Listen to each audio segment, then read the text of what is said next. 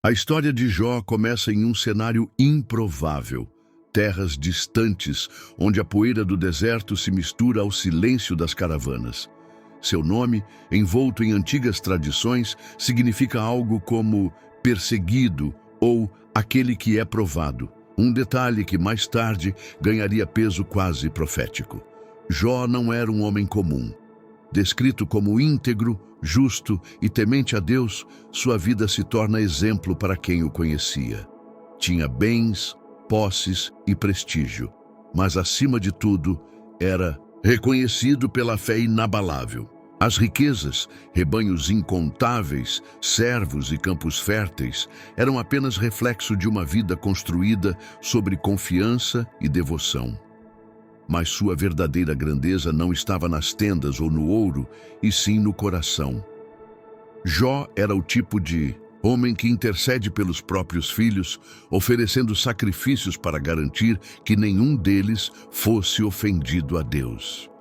Seu zelo ultrapassa a formalidade da religião. Era expressão de amor e responsabilidade. É nesse cenário de prosperidade que a narrativa dá uma guinada inesperada. A cena se desloca do mundo visível para uma espécie de conselho celestial, onde forças invisíveis dialogam sobre o destino humano. E é ali que o nome de Jó é mencionado como exemplo de fidelidade. O adversário, no entanto, lança uma acusação. Será que ele teme a Deus sem interesse? Retira tudo o que tem e verás. Esse desafio muda tudo.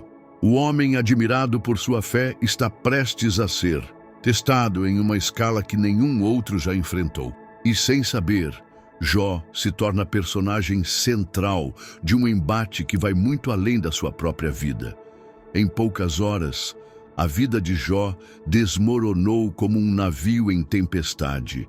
Mensageiros chegaram em seguidas corridas, cada notícia mais brutal que a anterior.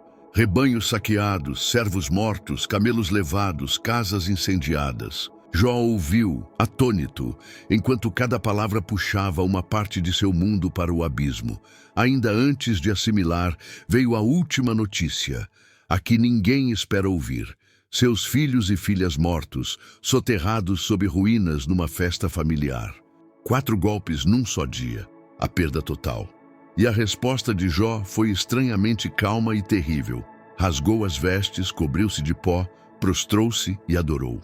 Entre o desespero e a reverência, falou uma verdade difícil de pronunciar. O Senhor deu e o Senhor tomou.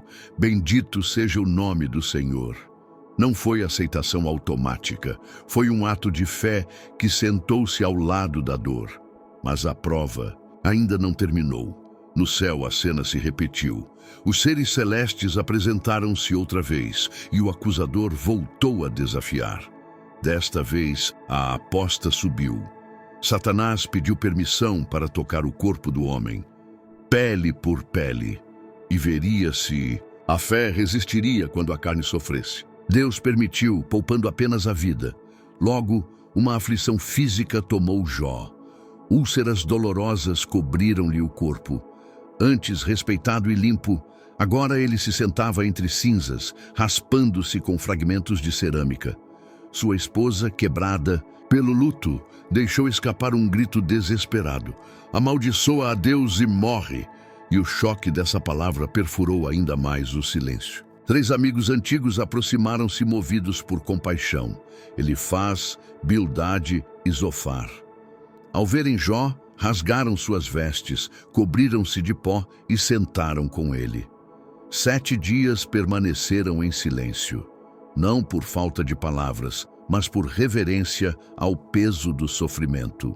Quando o silêncio finalmente cedeu, Jó ergueu sua voz num lamento feroz. Amaldiçoou o dia em que nascera, desejou que a noite de sua concepção fosse esquecida. Não buscava blasfemar, buscava sentido. Então, começaram os discursos, tentativas humanas de explicar o inexplicável. Amigos que chegaram para consolar transformaram-se em acusadores bem-intencionados. Teorias antigas, visões de justiça retributiva e palavras duras foram lançadas ao redor do leito. Jó, ferido mas lúcido, reagiu com indignação e perguntas que rasgavam a teologia fácil. Por que o justo sofre? Onde está a justiça quando o inocente paga o preço? As conversas entre Jó e os amigos se tornaram um duelo de visões. Cada discurso refletia uma peça do quebra-cabeça teológico daquele tempo: retribuição, disciplina, consequência. Elifaz falava da experiência e da sensatez, da tradição e da mecânica divina. Zofar, com ferocidade, da inevitabilidade do castigo. Suas palavras eram certezas antigas jogadas sobre uma ferida aberta. Jó, por sua vez, respondia com honestidade cortante. Não aceitava explicações prontas que transformavam a sua dor em rótulo moral. No nervo dessa disputa nasceu uma nova voz, mais jovem, mais acusadora e, paradoxalmente, mais inquietante. Eliú. Ele ouvira em silêncio, mas a sua paciência era outro tipo de pressão. Quando tomou a palavra, deixou claro que não falava para condenar sem ouvir, mas para introduzir um olhar que nem amigos, nem o próprio Jó havia considerado. Para Eliú, o sofrimento podia ser ponte e não apenas punição. Um modo de Deus ensinar, corrigir ou chamar para algo maior. Sua fala não acalmou os ânimos, inflamou outros pontos.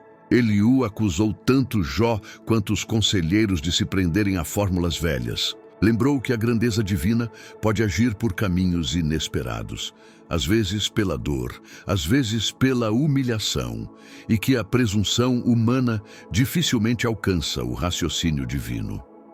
Foi um ataque sutil ao orgulho intelectual dos anciãos e uma advertência de que a sabedoria verdadeira exige humildade diante do mistério. A tensão crescia e Jó, cansado, continuava a clamar por um tribunal justo, não por vitimização, mas por diálogo com Deus. Queria perguntas respondidas, não sermões repetidos. Havia em suas palavras uma coragem rara: reclamar sem renegar, exigir sem abandonar a fé. Esse equilíbrio incomodava e comovia ao mesmo tempo. E então, num ponto em que as palavras humanas pareciam esgotar suas forças, o céu entrou na conversa. Não como testemunha distante, mas como voz que atravessou o redemoinho. A presença que se manifestou não trouxe instruções simples nem explicações curtas. Em vez disso, veio um convite afiado: olhar para a magnitude da criação antes de julgar seus desígnios. Deus não respondeu com provas fáceis, desafia Jó a medir o incomensurável. As primeiras perguntas foram como lâminas de vento. Onde estavas tu quando eu lancei os fundamentos da terra? E outras que, ao serem proferidas, fizeram os homens sentir a pequenez de suas certezas.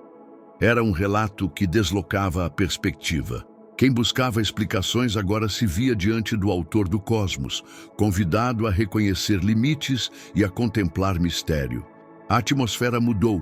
Não era mais discussão entre amigos, mas um encontro que exigia postura, escuta, assombro, talvez humildade.